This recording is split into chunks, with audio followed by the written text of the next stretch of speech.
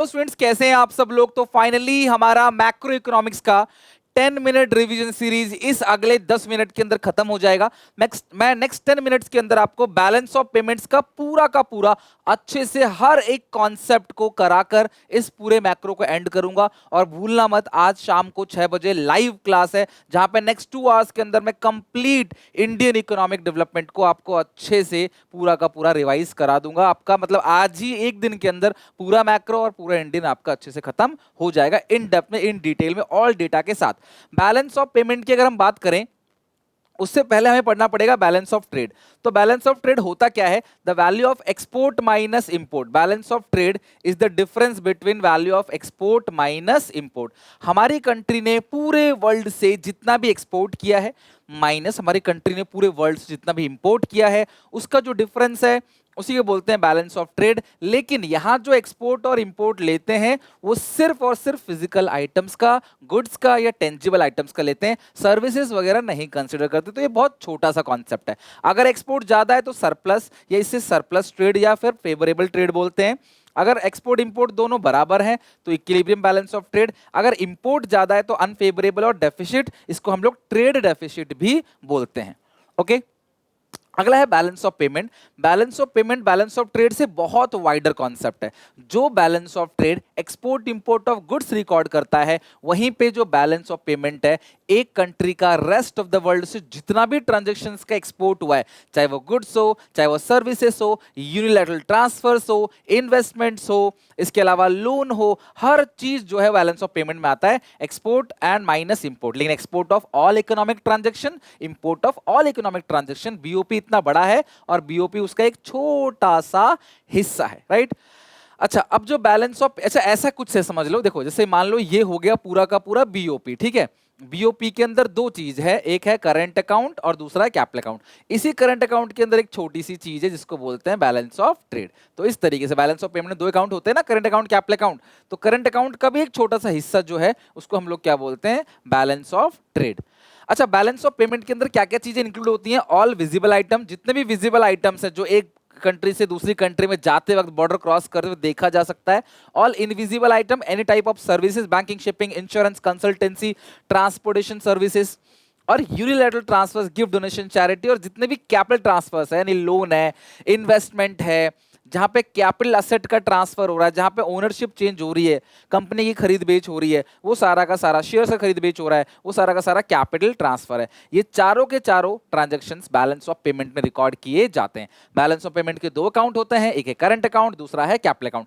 Current account वो account है जिसके अंदर तीन चीजें रिकॉर्ड होती हैं: export import of goods, export import of services और यूनिलैटरल ट्रांसफर्स। अब ध्यान से अच्छे से एक चीज समझना, जितने भी एक्सपोर्ट होते हैं उनको बोलते हैं प्लस आइटम या क्रेडिट आइटम। जब भी हम गुड्स का एक्सपोर्ट करते हैं उससे फॉरेन करेंसी आती है, इसलिए इसको प्लस आइटम या क्रेडिट आइटम बोलते हैं। और जितने भी इंपोर्ट ऑफ गुड्स है उससे फॉरेन करेंसी जाती है, उसको माइनस आइटम या डेबिट आइटम बोलते हैं। सर्विसेज दो तरह की होती हैं, आप काम कर रहे हो फिर पैसा कमा रहे हो, फैक्टर सर्विसेज है, और नॉन फैक्टर सर्विसेज मतलब मशीनरी वगैरह जो है आप उसके थ्रू पैसा कमा रहे हो। तो कोई भी सर्विस हो, आपने अगर बाहर कंट्री से सर्विसेज ली है तो पैसा जाएगा फॉरेन करेंसी, माइनस आइटम या डेबिट आइटम। और अगर आपने बाहर वालों को, अमेरिका, लंदन, रशिया, इनको आपने फॉरेन सर्विस दी है तो फॉरेन करेंसी आएगा प्लस आइटम। तो एक्सपोर्ट ऑफ सर्विसेज जो होता है प्लस आइटम है, इंपोर्ट ऑफ सर्विसेज जो होता है वो माइनस आइटम है। Gift, donation, charity, one sided payment, अगर हमें गिफ्ट, डोनेशन, चैरिटी मिला है तो प्लस या क्रेडिट आइटम, अगर पे किया है तो माइनस या डेबिट आइटम। अच्छा, करंट अकाउंट में अगर एक्सपोर्ट ज्यादा है, एक्सपोर्ट ऑफ गुड्स, सर्विसेज और यूनिलैटरल ट्रांसफर्स अगर ज्यादा है, इंपोर्ट ऑफ गुड्स, सर्विसेज और यूनिलैटरल ट्रांसफर से, तो उसको बोलते हैं करंट अकाउंट सरप्लस। तो a country has current account surplus when its export more than import, bringing more money from abroad it spends. This indicate that country is a net creditor to the rest of the world. आप ये ध्यान रखना, अगर current account surplus है तो surplus में क्या है? क्रेडिटर, एससी, जैसे जनरल, ओबीसी, एससी होता है ना, तो एससी याद करना, सरप्लस में क्या है? क्रेडिटर है, ठीक है। तो country is a net creditor to the rest of the world. और अगर करंट अकाउंट डेफिसिट की बात करें, country current account deficit, deficit कब होगा? When imports are more than export, यानी spending more on imports and foreign investment than earned from export. This indicate country is a net debtor. तो ये DD है, deficit में debtor और surplus में creditor. बस आप इसी ट्रिक से याद कर लो। कैपिटल अकाउंट के अंदर, कैपिटल अकाउंट में वो चीजें रिकॉर्ड की जाती हैं जो एक रेजिडेंट और रेस्ट ऑफ द वर्ल्ड के बीच हो रहा है, जो एसेट लायबिलिटी में कोई ना कोई चेंज ला दे, उसको बोलते हैं capital accounts, capital account in BOP. और उसके अंदर तीन चीजें रिकॉर्ड होती हैं, foreign investment, borrowings and foreign exchange reserve. देखो, इन्वेस्टमेंट दो टाइप का होता है, foreign direct investment. Foreign direct investments ऐसी इन्वेस्टमेंट्स होती है जिस पे हम इन्वेस्ट करते हैं तो उस इन्वेस्टमेंट पे कंट्रोल हमारा होता है। पोर्टफोलियो इन्वेस्टमेंट पे कंट्रोल हमारा नहीं है, हमने इन्वेस्टमेंट तो करी है, हमने किसी कंपनी के पीएनजी के शेयर हमने खरीद लिए, लेकिन उस पे कंट्रोल जो है वो हमारा नहीं है, तो उसको क्या बोलते हैं, पोर्टफोलियो इन्वेस्टमेंट, यानी इन्वेस्टमेंट इन शेयर्स। इसको फॉरेन इंस्टीट्यूशनल इन्वेस्टमेंट भी बोलते हैं।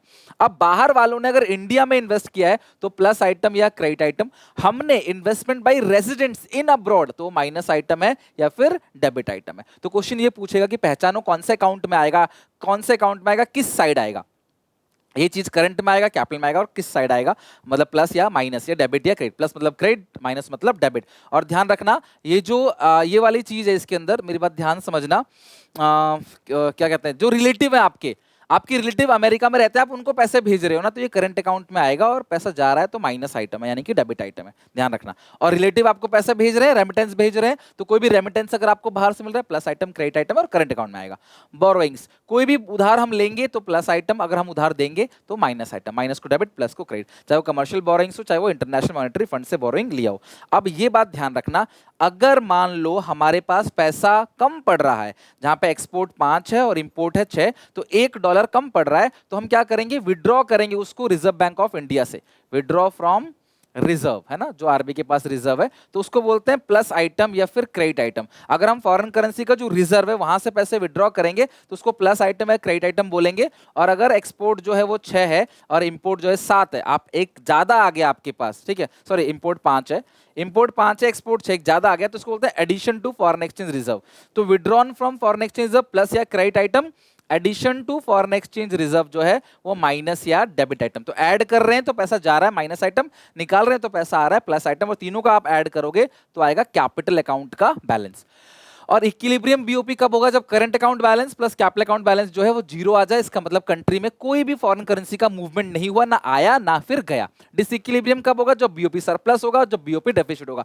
बीओपी सरप्लस कब होता है, ध्यान सुनो, ऑटोनोमस रिसीट या autonomous transactions are more than autonomous receipts are more than payment, तो सरप्लस। और डेफिसिट कब होगा, जब autonomous receipts are less than autonomous payment. और बीओपी हमेशा बैलेंस रहता है, अगर कोई इम्बैलेंस आया तो उसको एकोमोडेटिंग ट्रांजैक्शन से बराबर करते हैं। Balance of payment always balance है, अगर कुछ इनबैलेंस आया तो एकोमोडेटिंग ट्रांजैक्शन से उसको बराबर करते हैं। हमेशा ध्यान रखना, अगर नेगेटिव बैलेंस है, ध्यान सुनो बेटा, अगर नेगेटिव बैलेंस है करंट अकाउंट के अंदर और कैपिटल अकाउंट में पॉजिटिव बैलेंस, तो उसको वो कॉम्पनसेट कर लेगा। देखो, इन दोनों को मिलाकर जीरो होता है, तो इन दोनों में अगर एक का पॉजिटिव एक का नेगेटिव है, दोनों एक दूसरे की हेल्प करेंगे। नेगेटिव बैलेंस कैपिटल अकाउंट में है तो करंट अकाउंट हेल्प कर देगा। नेगेटिव बैलेंस अगर बैलेंस ऑफ ट्रेड में है तो बैलेंस ऑफ पेमेंट या बैलेंस ऑफ करंट अकाउंट उसकी हेल्प कर देगा। लेकिन अगर negative balance balance of payment में है तो बैलेंस ऑफ ट्रेड उसकी मदद नहीं कर पाएगा, बिकॉज बैलेंस ऑफ ट्रेड जो है बहुत छोटा है, तो वो बड़े की मदद नहीं कर पाएगा।